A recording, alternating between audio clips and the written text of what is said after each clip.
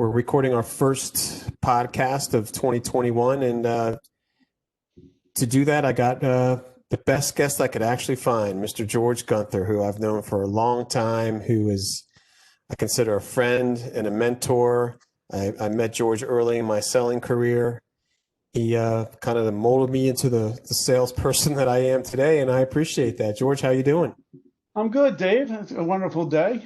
It I'm is. here talking to you, trying to enhance the salesperson's methods to get into a CIO. So why not? Yes, and they all appreciate that. So, just as a way of introduction, I'll try to do some job.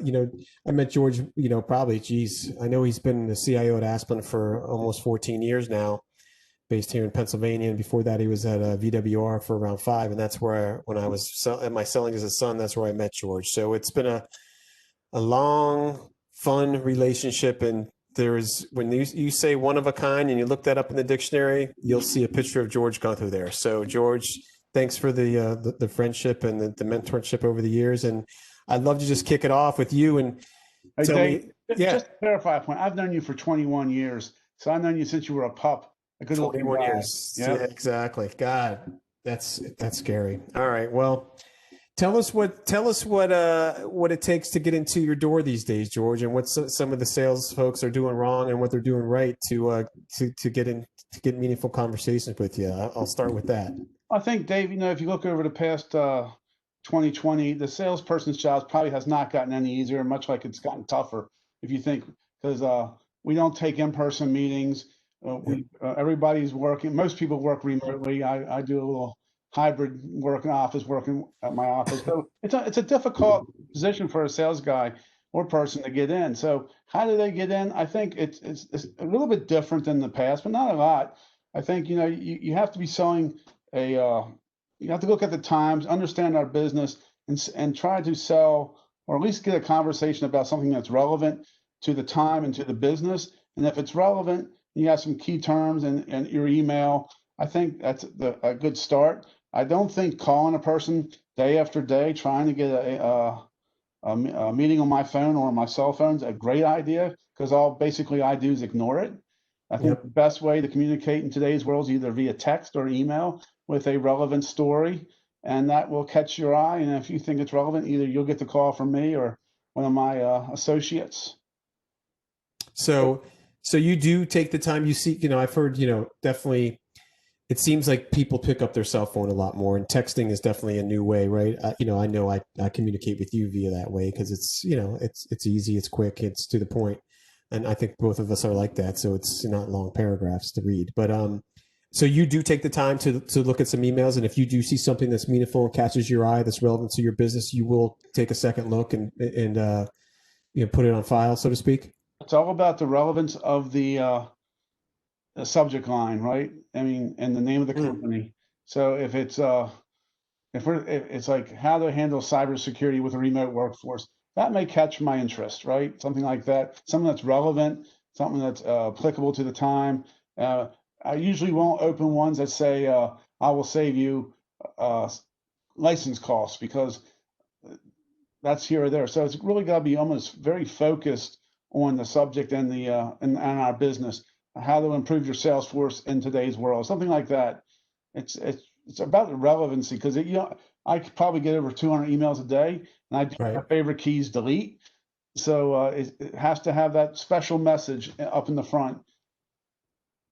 Yeah. All right. Well, that's good to know. Yeah, that we try to educate the folks on, that at least watch this, and the reps on my team to, learn the business, right? Learn what Asplundh's doing these days, and make sure that you throw some case studies your way that are relevant to what you're doing and what you care about. I think the other thing is, actually, you said case studies, is email the case studies, because that's very applicable. Great idea and concept. I mean, the other thing is, I think if your company if the company they're representing gets like marketing on LinkedIn or any other media out there that catches your eye, and when you see the two come together, you're more likely to respond to the email or text. Yeah. So when somebody does get your attention, George, I've known you for a long time. I've seen you in action. There's I try to, in my past, I've warned people to coming into George's office, just make sure you're prepared. You know what you're talking about. Don't fake it. George knows his stuff, and he'll throw you under the bus. He's he almost sometimes enjoys doing it. So just be prepared. So what would you say if somebody gets you on the phone or you read one of those case studies, you give them a call, how should they be prepared? Or what's the preparation they should have to be prepared to get in, once they do get the shot to talk to you? What matters most to you? I think they need to understand the business. They'll never understand me, Dave. You know me for 20 years. That's true. So understand my business. Like I said, I think the other thing is don't give me the sales pitch right off the line. We're here to do ABC. That really doesn't work. Try to establish some rapport with the guy you're talking to. Everybody's got something in common, the weather, the COVID. Establish that one-to-one relationship and make it more than just a call. I'm talking to a no-name person. Make it feel like I'm talking to a person who's intelligent, smart, and can help me solve a business problem. Yeah. What are and I assume the relationships that you've had for a long time, and I've been fortunate to know you for a long time.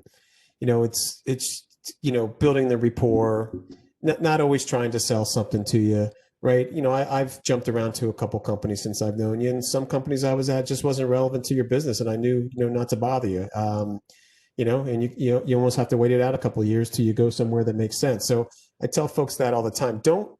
Don't try to shove a square peg in a round hole, right? These folks aren't dumb. They get it. Just take your time. Go to them when you have something that's going to be, that will achieve some business outcomes for you. So I don't know if that's relevant for you as well. Yeah, that's a valuable statement. I think the other challenge people have, I mean, as you know, the turnover in the sales organization's interesting, right? Especially for a guy who's been around 14 years as a CIO, which is probably a record, but that's okay. I mean, if I know a guy from company A and he says, I just left, can I talk to you about company B? I mean, first of all, company B better have something good for me to talk to and not just leverage the relationship. Sometimes when you do that, by the time he gets to the third company, I'm not going to talk to him again because he's not worried about me. He's worried about himself, which he should, because I know it's compensation and everybody needs money. But remember, you have to make the client feel like there's a valuable lesson because time's money. And if you ever looked at my schedule, half an hour costs me a lot of money. So yeah, get that rapport, be succinct on the conversation. If it rings a bell, don't try to sell the first time. That's the biggest mistake everybody makes. They try to go from 0 to 100 in 30 minutes. Well, you're going to hit a brick wall about 50. Yeah, no, it's a good point.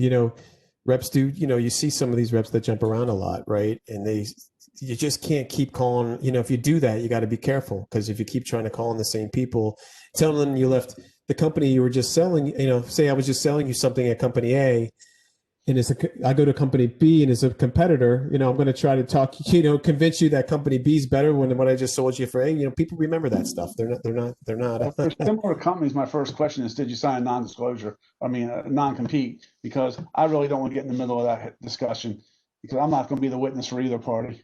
Yeah, that's true too, right? We do see more and more of that actually. As I tell my son, who's in the sales world in the technology field, as you know, I said the best thing to do is listen. I think I've told you that 1,000 times in the past. Listen, ask some leading questions, and get those answers. If you have a solution for those answers or a partial solution, go ahead. If you have absolutely nothing, save yourself the pain and basically say we have nothing. I respect people who tell the truth. I don't respect people who try to make up stories. They get caught way too quickly. Yeah, and there's no doubt about it. Like you said, you got 2 ears for a reason and one mouth, right? So people just try to, they get that chance in front of somebody like yourself and they just want to get everything out as quickly as possible. And then nothing resonates. And then you didn't get to, like you said, you didn't listen, and people get that and they're turned off by it. So that's definitely good advice going forward. What are the, a lot of companies like ours are trying to do these events to try to get your attention and get you engaged. Like besides the email, is there anything else that's working these days? I mean, referrals always are one good way, right, to get to you. Getting to your team first potentially and bubbling it up that way.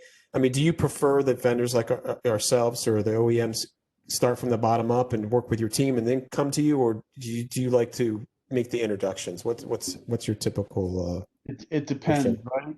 I mean, I would say from a infrastructure standpoint, it's bottoms up. From a solution standpoint, it's bottoms down. Because I'm probably closest to the business, or closest to the execs of anybody. So if they have a solution to pitch, they pitch it to me, and I'll hand it out, especially if it's relevant. Yeah. You asked another question about events. I think virtualization has actually helped you guys. Now this is a weird thing. You can, if you have a good speaker or somebody's on an interesting topic that get a different perspective, and maybe add a little some other color with it, like a golfer or something to give you a couple of golf tips. So you get you get a personal value and a business value. I've seen that work a lot, and I've actually attended a few of those.